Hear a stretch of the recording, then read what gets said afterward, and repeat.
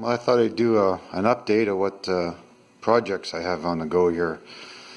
Garage is getting pretty full. I'll just go over what I'm doing. I'm still working on this Polaris. Had a problem with the four-wheel drive.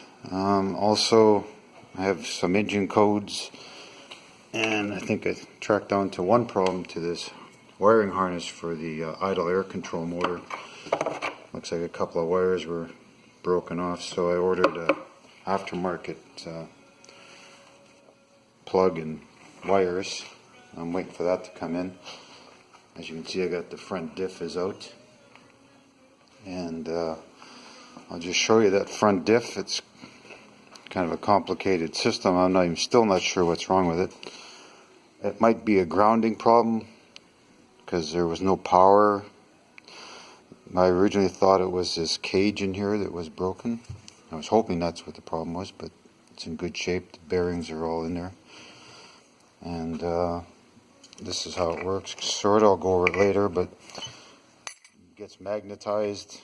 It grabs onto this piece of metal, which goes into here, and it's supposed to lock it into four-wheel drive. So anyway, we'll go over that in more detail later on.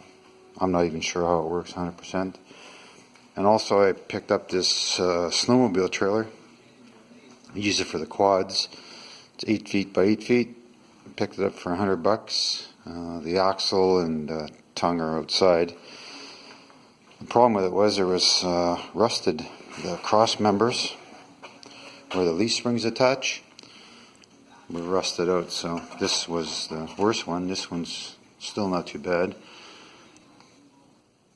So I'm gonna pick up some new rectangular tubing. I'm gonna weld those into place, and they go right in here, basically right in there. So I'm gonna get to that, and basically that's all this needs, and it needs a couple tires. So it was a pretty good deal, I think, on that. It's a tilting trailer. And I still got the van, still working on that, or I'm going to get to it. As soon as I get the quad out of here and this trailer, I'll pull that motor out. So it's going to be a busy winter. Alright, talk to you later.